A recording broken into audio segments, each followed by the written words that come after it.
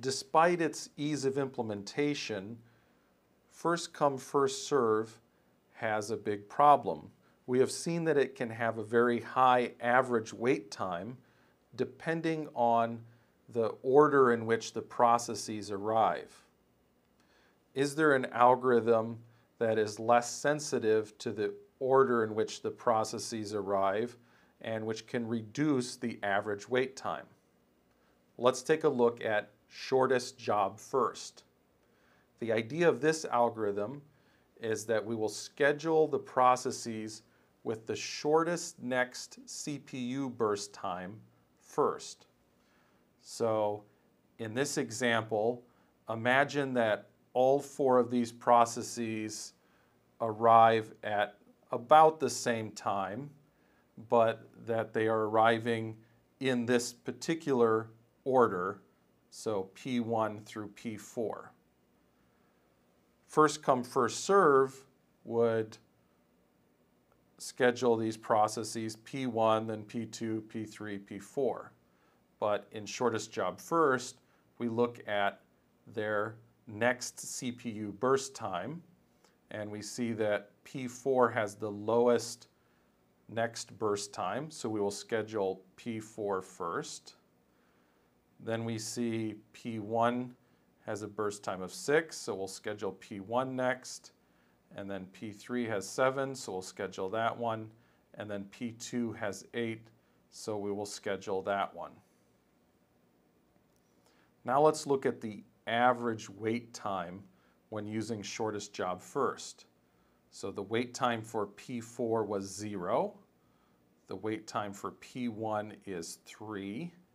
The wait time for P3 is 9. The wait time for P2 is 16.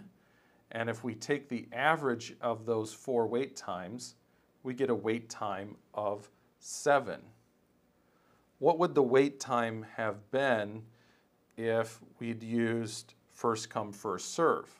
Well, in that case, our wait times for each process, again, we're assuming that these processes all arrived at about the same time, but in this particular order, P1 through P4.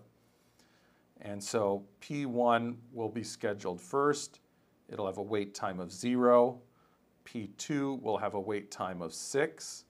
P3 will have a wait time of 14. And P4 will have a wait time of 21. So if we find the average of that, it'll be 6 plus 14 plus 21 divided by 4 gives us an average wait time of 10.25, which is higher than with shortest job first. There is an important point that we just glossed over in our previous examination of the shortest job first algorithm, and that is, how does the scheduler know how long the next burst time will be? Recall that the process execution typically looks like this. We have a CPU burst of execution, so the process begins executing here, and then somewhere at this point the process decides it needs to perform an I/O operation, so it will go into waiting state and maybe sometime later be resumed to run on the processor, so it'll have another CPU burst. So this is a CPU burst. This is an I/O burst, and then this is another CPU burst. Now, how do we know how long a CPU burst will be? Does the application tell us how long it's going to be until the next time that it performs an I/O operation, such as a read or write to disk? No, certainly not. Any program I've ever seen has never been expected to tell the operating system how long until the next disk read or write. Does the operating system have some way of analyzing the code of a program to decide how long it's going to be until the next read-or-write operation? No. In fact, that's theoretically impossible to do in the general sense. If we think about the halting problem, the halting problem tells us we can't even know whether or not a particular CPU burst will ever halt. It may be stuck in an infinite loop. So that's a big concern. Another thing that we haven't looked at is what happens if we're running a CPU burst, and while that burst is executing, another process arrives that has a much shorter burst time. Our current algorithm doesn't have the ability to preempt a very long burst with a shorter burst. And so the wait time of that shorter burst may be very long. The shortest job first only achieves short wait times if we make that assumption that all of our processes arrive at about the same time so that we can pick out the shortest one first. However, shortest job first has a very nice property. It turns out that it is provable that it will always give the optimal minimum average wait time for a given set of processes, assuming we have some magical oracle that can tell us what the length of the next CPU burst will be for these processes. So what if we could make some compromise? What if we predicted the length of the next CPU burst for the processes and then applied the shortest job first to those predictions? How can we make a good prediction of the next CPU burst? Well, we begin with the observation that the length of the next CPU burst is likely to be similar to previous ones. And so we can apply this formula. Suppose that we have measured the actual burst time of the previous burst to be Tn.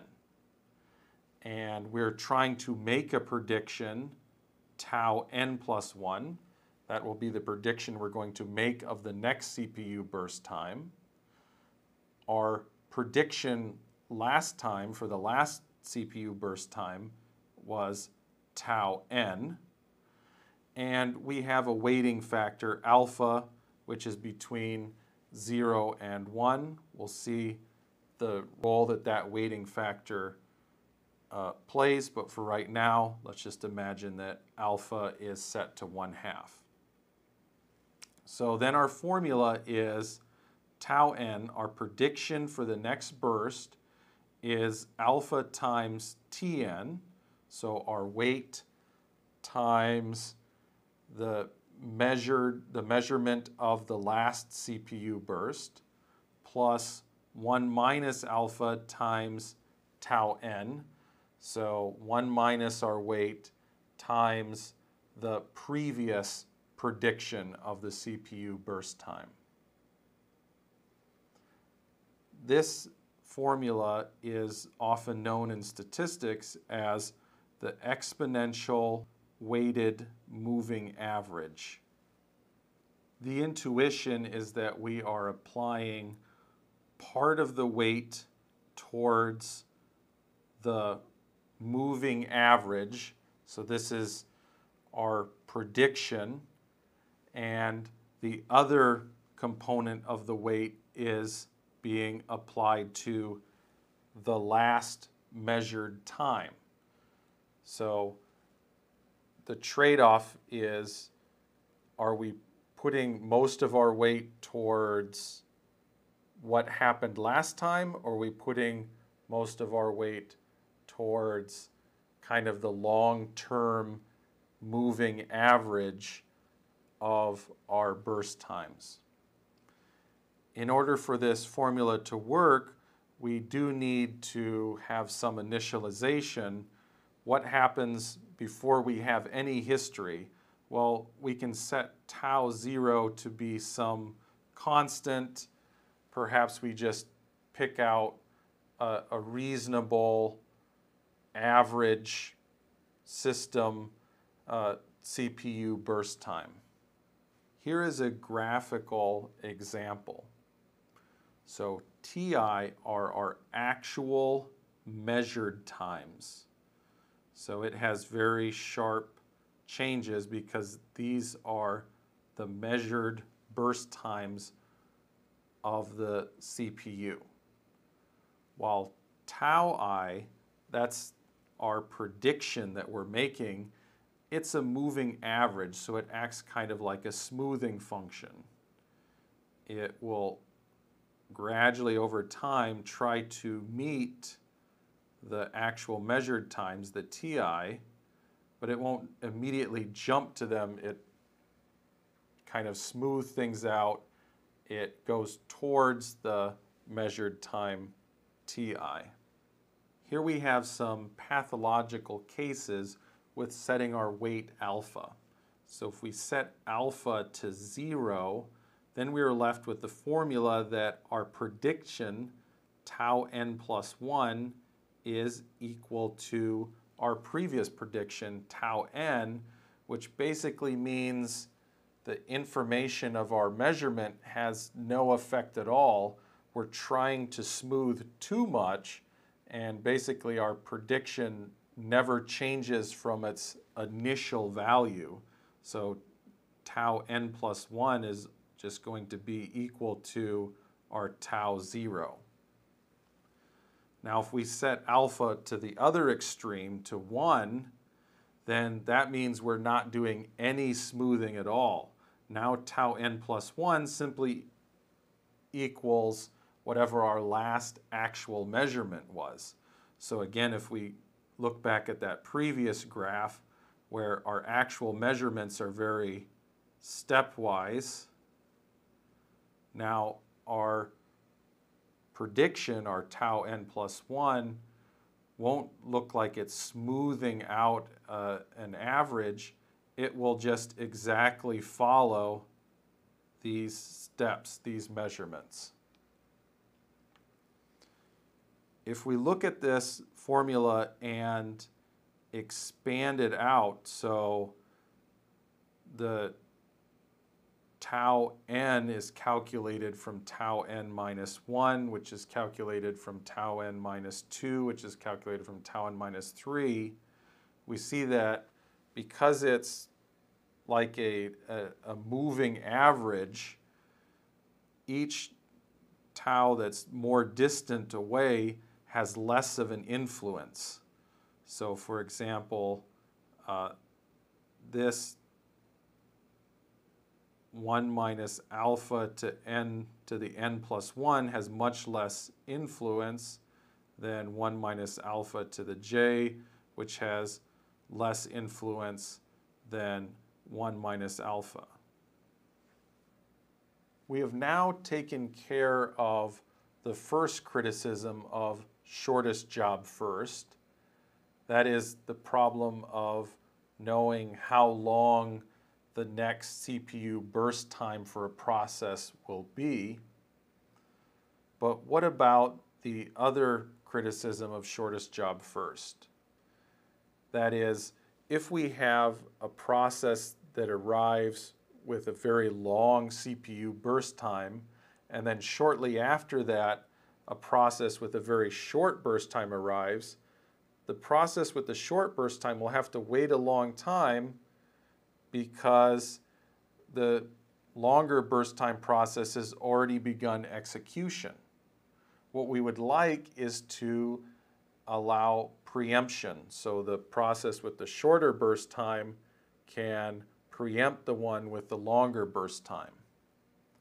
And that algorithm is called shortest remaining time first. So it's very close to shortest job first, except that instead of looking at the next burst time for processes that we assume have all arrived at about the same time, we are going to look at how much remaining time, how much remaining burst time any of our processes have, and always pick out the one with the shortest remaining time, and if necessary, allow that one to preempt whatever is currently running on the CPU. So let's take a look at an example. And in this example, we, instead of assuming that all of our processes have arrived at about the same time, now we see that we have an arrival time. So P1 arrives at time 0, P2 at time 1, P3 at time 2, P4 at time 3. And so because P1 arrives at time 0 and there are no other processes, it means we really have no choice. We schedule P1 to begin execution. However, at time 1, now P2 arrives, and we see that P2 has a much shorter remaining burst time than P1.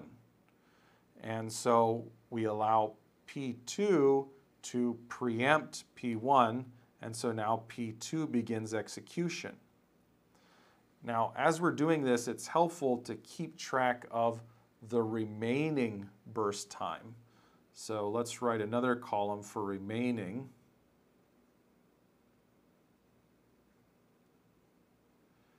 And when we preempt P2 with P1, P1 is executed for 1 unit of time.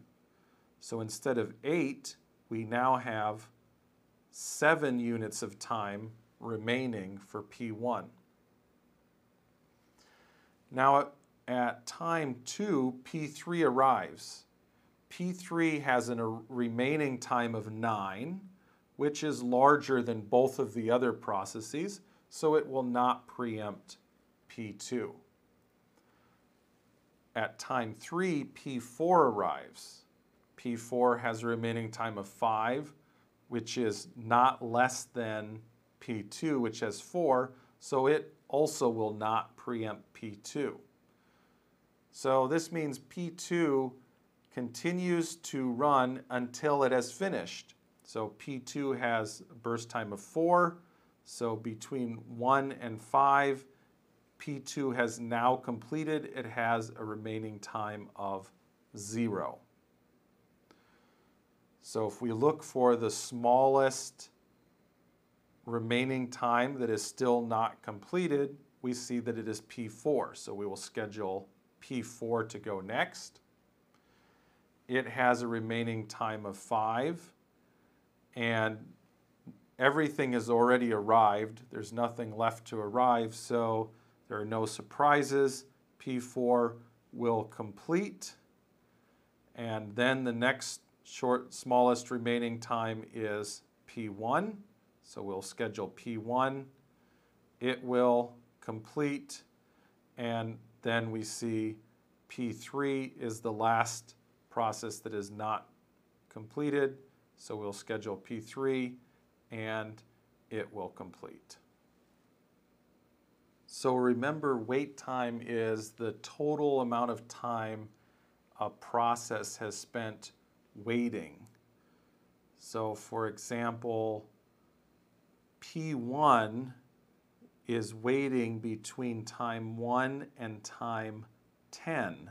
Between 0 and 1, P1 was executing. Between 10 and 17, P1 is executing. And after 17, P1 is already done, so it's not waiting. So P1 is only waiting between time 1 and 10, so therefore its wait time is 10 minus 1, or 9. Now what about P2? Well, P2 arrived at time 1. When it arrived, it preempted P1, and so therefore P2 didn't wait at all. P2 executed immediately, right at time 1. So therefore its wait time is 1 minus its arrival time of 1, which is 0. Okay, what about P3? So P3 began execution at time 17, but its arrival time was time 2, so therefore it waited 17 minus 2, or it had a wait time of 15. And now finally, let's look at P4. P4 began execution at time 5. It arrived at time 3. So 5 minus 3 means it had a total wait time of 2. If we take the average of all of these wait times, we get 6.5. What happens if we have two processes that both have very long CPU burst times? Suppose we have a process 1 that has a burst time of an entire minute and a process 2 that has a burst time of an entire minute.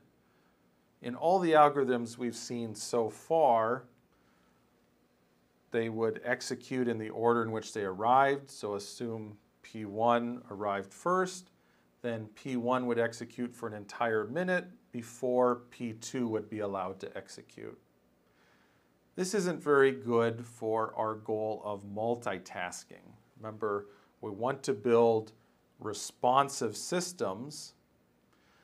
We don't want one process to hog a CPU for a very long amount of time and thus preventing our other applications from being responsive to the user.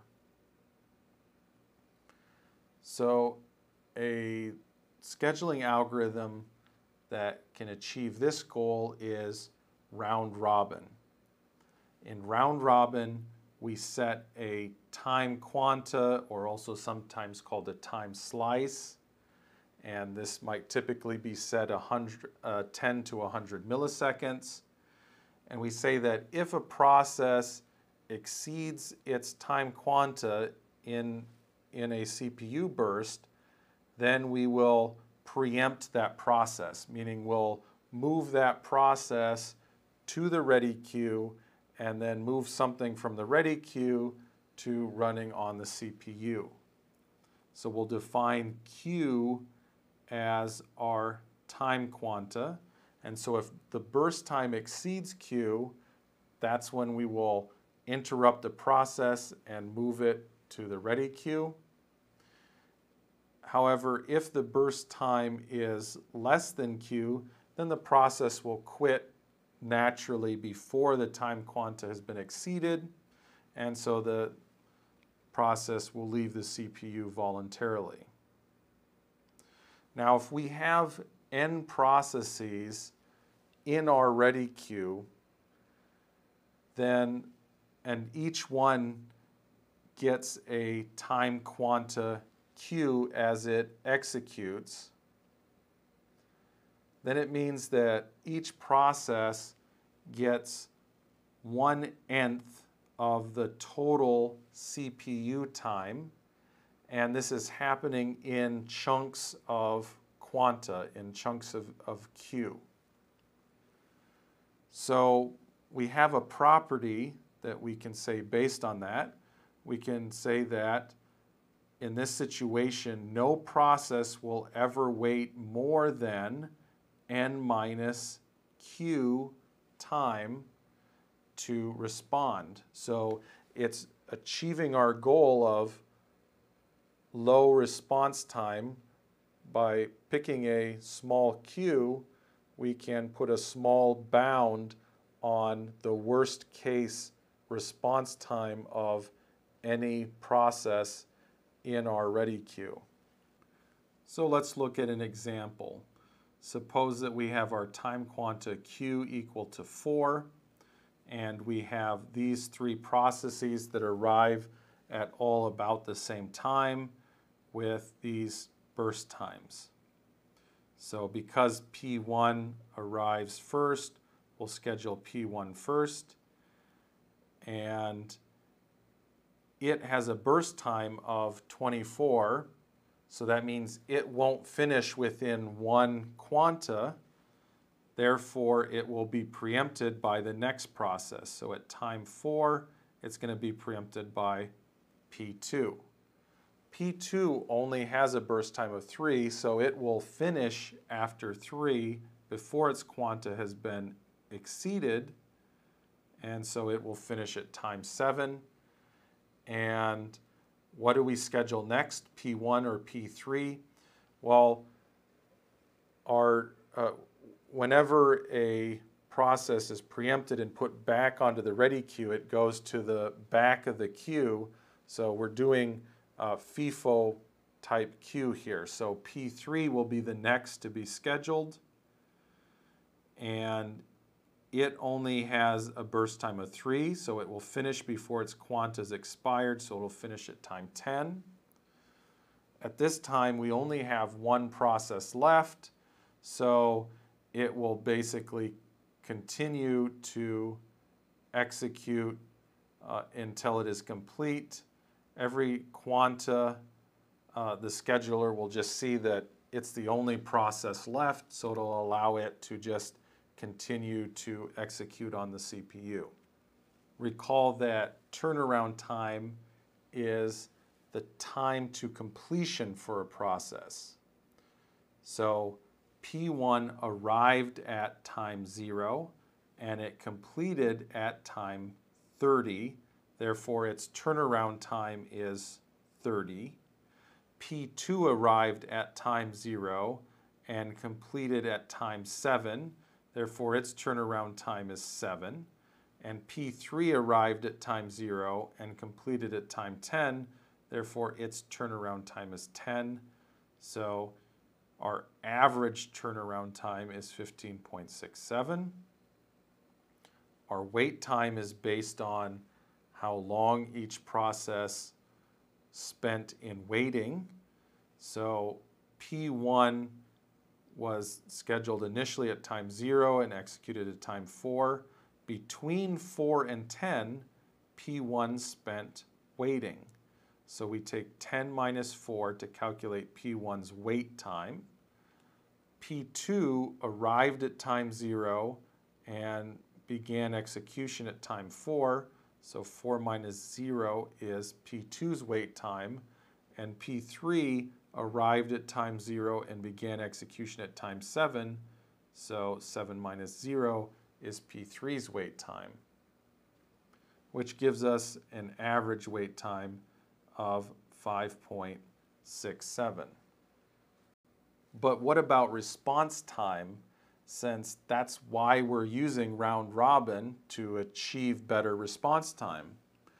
Recall that response time is the time to first execution of the process. So P1 arrived at time 0 and began execution at time 0, so its response time was 0. P2 arrived at time 0 and began at 4, so its response time was 4. And P3 arrived at time 0 and began at time 7, so its response time was 7. So our average response time is 4 plus 7 divided by 3, which is 3.6. Typically, round robin will have a higher average turnaround time than shortest job first, but it will achieve a better response time. How do we choose our time quantum queue? If we make our time quantum very small, we can achieve good response times. However, it comes at a cost, because every time a process preempts another process, we are performing a context switch. We're switching from one process to the other. That has a performance cost. If we set Q too large, then round robin basically turns into first come, first serve. For example, if we have a process that has a CPU burst time of 10 and we set our quanta to 12, there won't be any context switches at all. So that's good that we won't incur the overhead of a context switch. However, it also means that we're not really taking the advantage of round robin, which is to allow preemption so that every process can execute within a certain amount of time. On the other hand, if we set our quanta to be too small, then we have a very high number of context switches, which means high overhead on the CPU. So if we set our quanta to be 1, then in this situation we'll have 9 context switches. So ideally we want Q to be large, our time quantum should be large with respect to the context switch time. So that way we have very little overhead, very little time wasted performing context switches relative to the amount of time that we're actually executing CPU bursts. On typical systems, Q is usually set between 10 and 100 milliseconds, where a context switch time will be on the order of 10 microseconds. The average turnaround time varies with time quanta in a non-apparent manner. As a general rule of thumb, it's best to pick 80% of the CPU burst to be shorter than the time quanta. In real systems, it's common that we don't consider all of our processes to be of equal priority. We may have some processes that we consider to be higher priority and should get more CPU time or have less response time than other processes that may just be doing things in the background. We can do this with priority scheduling. So we will assign our processes a priority number, which is an integer, and out of convention in this class we will always follow the rule that the smallest integer means the highest priority. The CPU is allocated the process that has the highest priority, so the smallest priority number. And with priority scheduling, we can choose between either being preemptive or non-preemptive.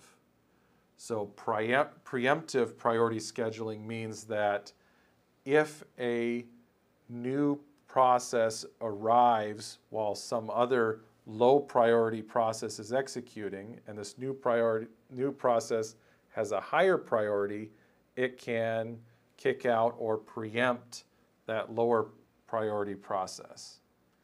In non-preemptive, it means that the higher priority process will be the next thing to be scheduled on the CPU, but it won't preempt the currently running process. It'll wait until that process has finished. We can think of shortest job first as a special case of priority scheduling. So if we think of the CPU burst time as the priority, then we're picking the smallest burst time or the highest priority first. Priority scheduling does have one big problem, and that is known as starvation. Imagine that we have a very low priority process. This is some background process that we're not concerned with it completing very quickly. We would rather have higher priority things execute before it. But now suppose that we have so many high priority processes and they're constantly filling the queue to the point where this lower priority process just never gets a chance to complete. Even though it's a background process that's low priority, we still want it to eventually complete. We don't want it to be completely starved from all of these high priority processes coming in. So there are two solutions for this. First is aging. As time progresses for a low priority process, slowly will increase its priority so that eventually it does finally get to complete. The other solution is to combine priority scheduling with round robin. Here's an example of combining priority scheduling with round robin.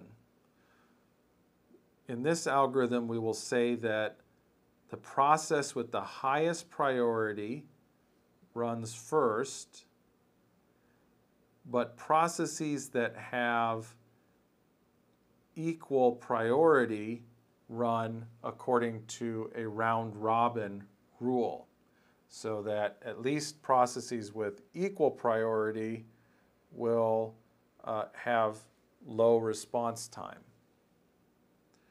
We'll set our time quanta to 2 milliseconds.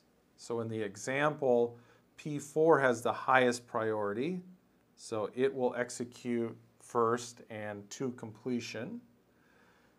Then P2 will begin execution, but it won't finish because after 2 milliseconds it's exceeded its time quanta, and so then P3, which has equal priority, will execute.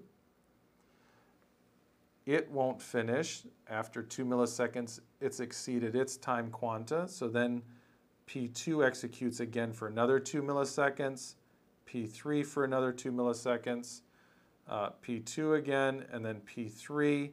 And now, at this point, both P2 and P3 have completed, first P2 completed its burst at time 16, and so now P3 has no competition, so it is now the lowest priority process, so it will run to completion, which happens at time 20. And then finally, P1 and P4 can, P1 and P5 can complete. And so again, P1 executes for 2 milliseconds, then P5, then P1, and then finally P1 completes, and then P5 completes.